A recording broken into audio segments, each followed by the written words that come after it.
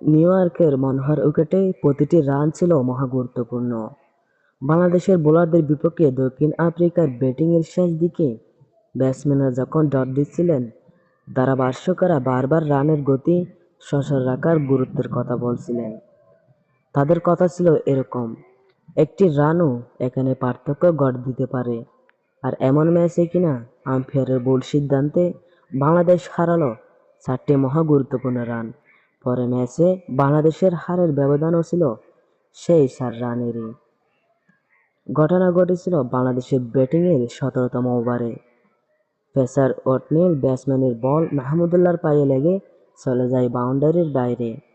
ব্যাটসম্যানের অবদানে সাড়া দিয়ে আম্পায়ার মাহমুদুল্লাহকে এলবি আউট দেন, কিন্তু মাহমুদুল্লাহ রিভিউ নেন।